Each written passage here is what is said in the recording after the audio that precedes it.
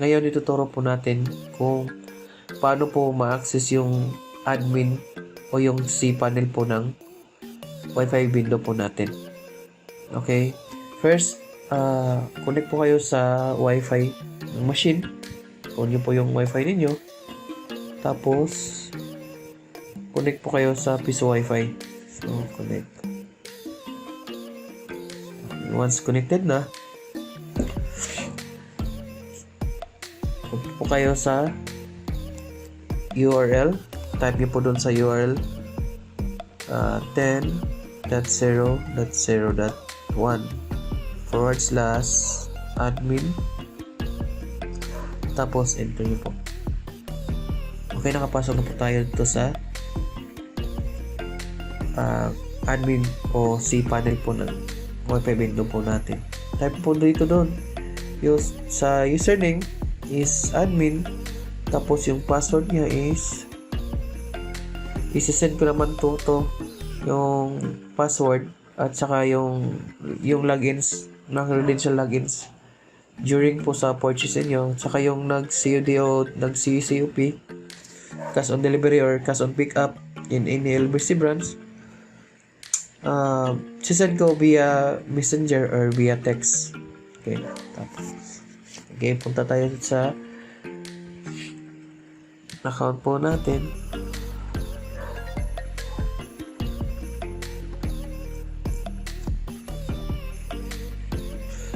Ito po yung backend po ng PisoWifi natin. Ito yung backend niya.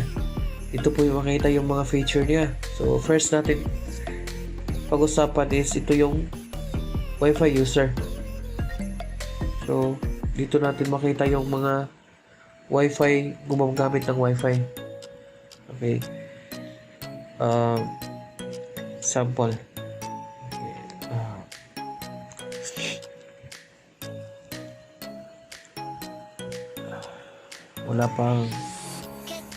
Wala pang user dito kasi wala pang nakakonect sa machine. Hindi pa kasi ako naghulog, tapos yung machine natin is bago pa.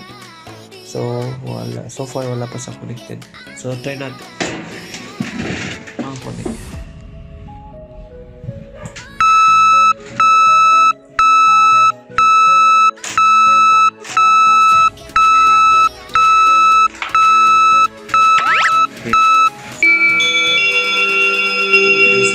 So may 1 hour na ako.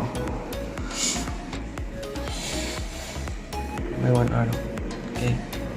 So, makita po natin dito yung connected user. Okay. Ito po yung mobile ko po. Tsaka ito yung MAC address. Connected ako for 59 minutes and 44 seconds. Kasi 5 pesos pa yung nahulog ko. Next is timer setting. Ito po yung timer setting natin. Dito po natin kung saan dito natin pwedeng edit yung time. Ito yung pulses or amount. Ang 1 peso is equivalent. Gusto nyo po is 10 minutes or 12 minutes or 15 minutes. Tapos hit save lang po. Okay. Tapos yun din yun, sunod yun, doon lang. Tapos sa next, itong 10 minutes,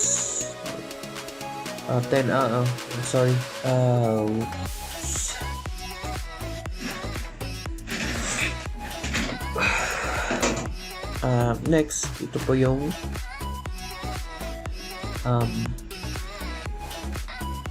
add rate. Pag-usapan muna natin yung yung timer. Ito po yung set natin na 50 pesos din. 50 pesos is valid for 1 day. Tapos tandaan po natin ito is in minutes. So 60 times 24, kasi 24 hours in 1 day equals to 1,440. Tapos save natin. Tapos wag niyo na po nang gagalawin dito. Loading na po. Ito yung setting mismo ng machine. Yung pag-add ng rates, kung gusto mong lagyan ng 1 week dito, add ka na lang rates, hit add rate. Tapos, magkano yung 1 week mo? Lagay natin is 1 week is 100. Okay, 100. So, calculate natin. 100 ang 1 week. We have 60 times 24. 60 times 24.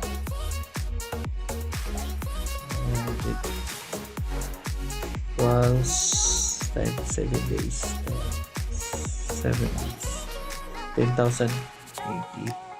Lagay natin. Ito. 10,000. Save. So 100 is for 7 days. Yan lang pa, simple po. Tapos punta din tayo sa next, sa sales inventory. Ito po natin makita yung sales natin, kung ilan na po yung kinita natin sa isang araw, sa kahapon, at saka ngayong linggo, at saka this month. At saka pwede din tayo mag-customize. Gusto mo last month pa lang, tapos i-adjust mo. Tapos gusto mong ma-clear at least pagkatapos ng month of February, gusto mong ma-clear para makita mo kung gaano ka-accurate, yung accurate ba yung counting mo ng mga coins pagkuha nyo sa mga coins, at saka yung sa machine, sa admin, kung tama ba, kung nagtugma ba. So reset nyo lang, back to zero na yan, back to zero.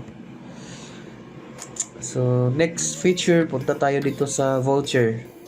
Okay, ito po yung voucher natin. I-edit muna natin yung na-generate ko. Delete.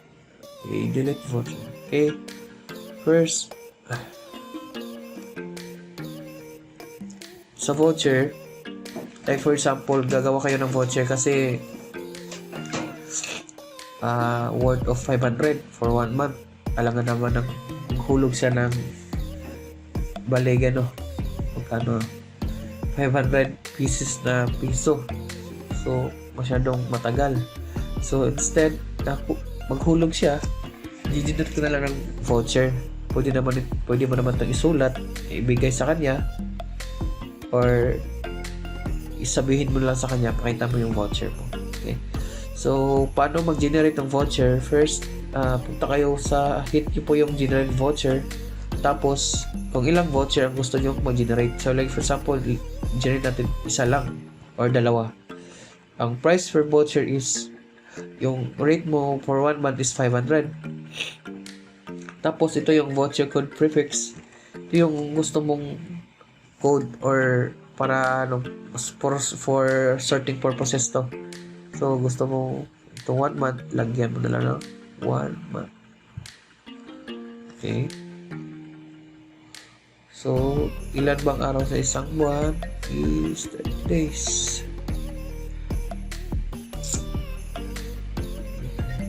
And then generate voucher. Okay. Ito na yung dalawang voucher na generate natin.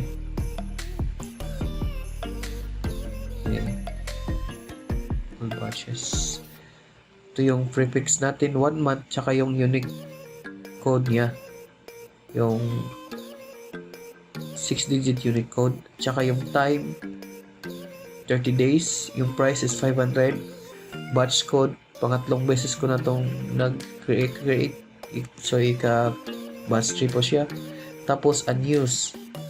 So, subukan po natin kung paano po siya makikita dito sa status. Since yung status paggamit na po. Okay? So, pwede natin yung copy muna natin, or pwede mo itong sulat sa papel tsaka bibigay mo sa yung nagbayad ng 500 for 1 month.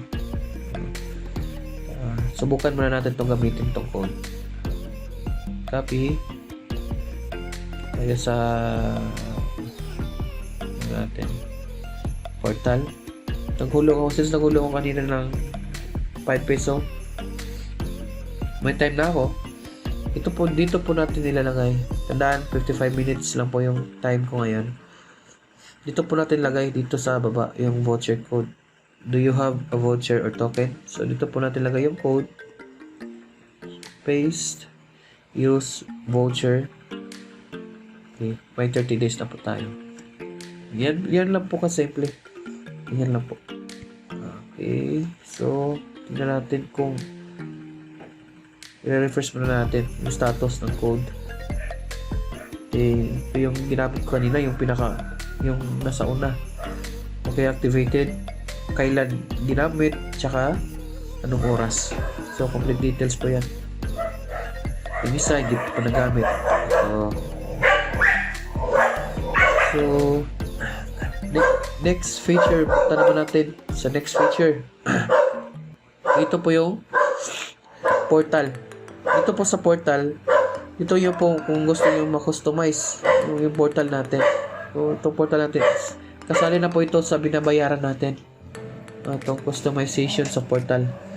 Kung gusto nyo maglagay ng banner, mag-add ng banner, except sa how to connect instruction, pwede mo naman lagyan ng announcement or ads. Pwede ka na maglagay ng ads dito sa banner mismo. Okay. May online shopping ka, pwede mo na ilagay sa banner. Like for example, lagay natin yung image na to.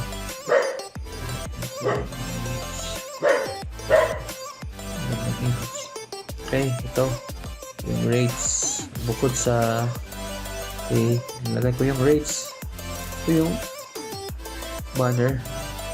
Mag-change siya in every slider transition travel.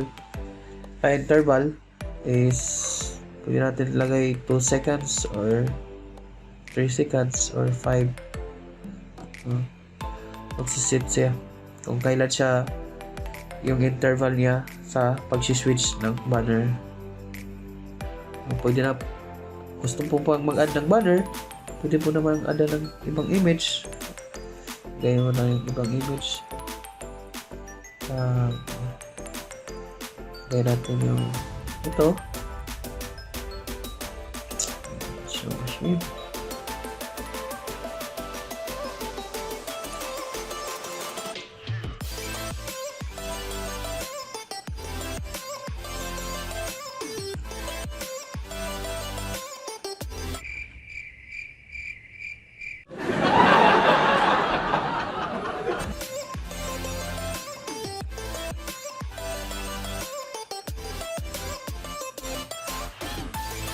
lagyan natin ito.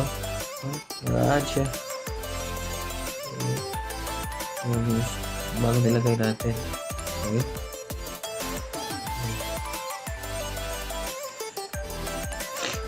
Tapos next is yung sa portal pa rin tayo. Next sa portal is yung web portal is yung splash and logo. Okay. Ito yung makikita natin during maglo-load yung portal. So, pwede na mo naman yung palitan ng color. Mo ng red, or pink, or violet, or brown. Basta, preferred nyo lang po. Tapos yung splash logo, pwede yung palitan nyo yung splash logo. Gusto nyo, lagay dyan. Picture nyo, kahit ano pwede nyo lagay. Basta maliit lang yung image. Be sure lang para mag-center talaga siya. At saka, mabilis lang mag-load yung portal. Tapos yung win logo, pwede mo na ipalit ito yun, dito yun sa win logo yun. Yung sa taas, pwede mo na palitan yan. Kasama naman yan sa binabayaran mo. Okay, pwede na palitan ang logo yan.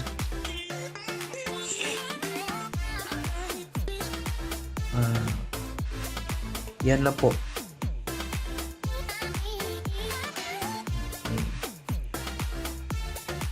So, yan lang po yung pinakamadaling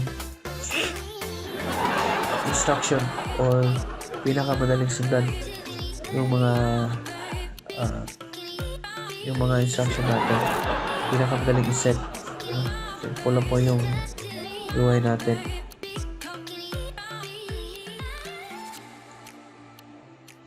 Yan po, salamat. Yun po yung mga instruction natin.